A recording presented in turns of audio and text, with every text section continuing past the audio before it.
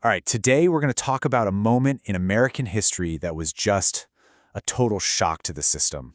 It revealed this terrifying threat, not from some foreign enemy, but from right here at home. We're diving deep into the Oklahoma City bombing. So, let's go right to that moment. It's a Wednesday morning, April 19th, 1995. People are getting to work, grabbing coffee, just a totally normal day. And then, at exactly 9:02 a.m., a single, massive explosion just rips through the heart of downtown Oklahoma City. Everything changed in an instant. In the first moments, it was just complete chaos. But as the smoke and dust started to clear, the true cost of this attack became horrifyingly apparent.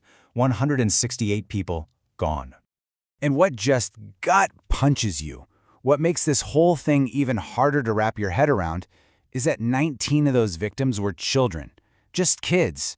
Most of them were playing in the building's daycare center that morning. Okay, so how could one single act cause this level of devastation? Let's get into the specifics of the attack itself. Well, the weapon itself was horrifyingly simple, which is what makes it so chilling. It was just a regular Ryder rental truck, but inside it was packed with nearly 5,000 pounds of a crude but incredibly powerful bomb made from fertilizer and fuel oil, stuff you could get pretty easily. And it was parked right out front of the Alfred P. Murrah Federal Building. And the impact of that bomb, it's hard to even describe. The entire north face of this 9-story building was just gone, instantly sheared off. We know 168 people were killed, but more than 680 others were injured. The shockwave was so powerful, it damaged or destroyed over 300 other buildings nearby. And it's a grim record, but it's true. This is still the deadliest act of domestic terrorism in American history. So of course, the big question on everyone's mind was, who did this and why? The answer would completely stun a country that was expecting to find the culprits overseas. At first, everyone's mind went to the 1993 World Trade Center bombing. It had to be international terrorists, right? But the investigation took a sharp, shocking turn. The trail didn't lead overseas. It led to a 27-year-old American, a Gulf War veteran named Timothy McVeigh.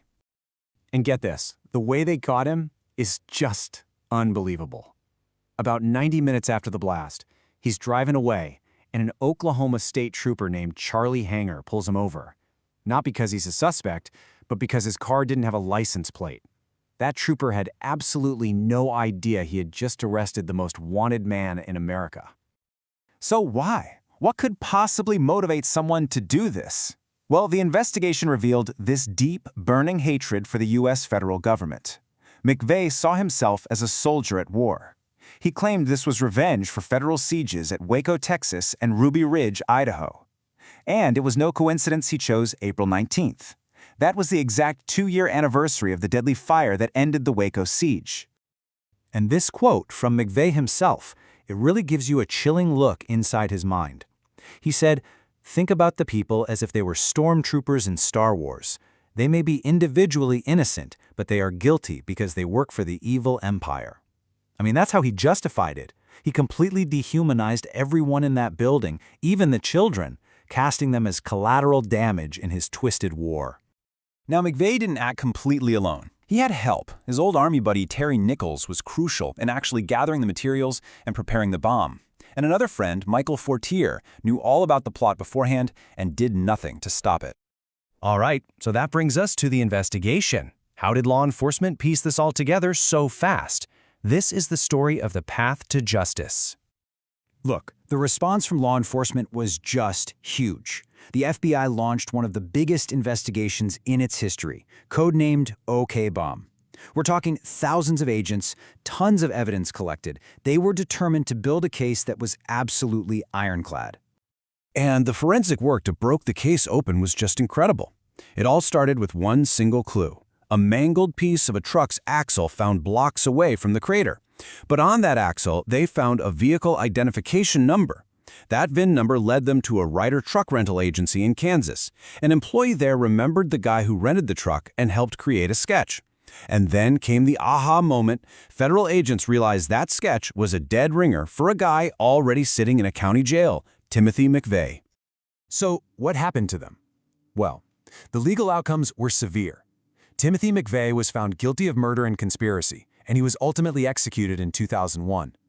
His accomplice, Terry Nichols, was sentenced to 161 consecutive life sentences. Basically, he's never getting out. And Michael Fortier, the friend who knew but didn't warn anyone, he testified against the other two and ended up getting a 12-year sentence.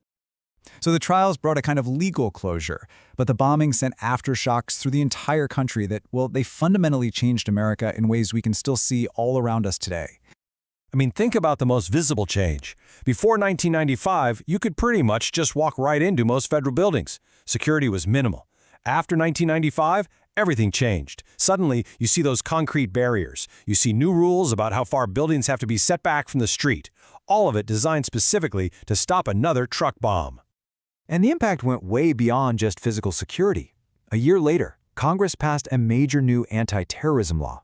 It also forced law enforcement and the country as a whole to really wake up to the threat of domestic extremism. And in Oklahoma, they made it a requirement to teach about the bombing in schools to make sure that future generations would never forget.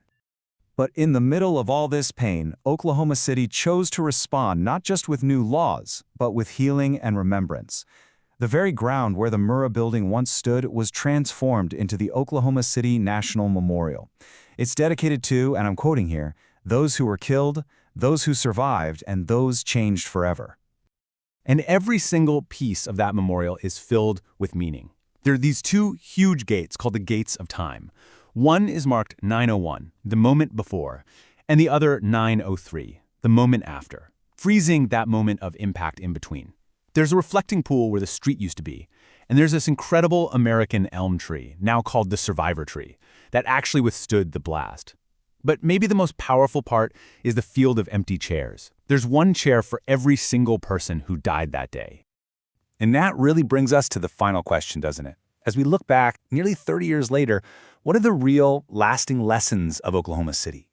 It was this brutal wake-up call about where extremist ideology can lead.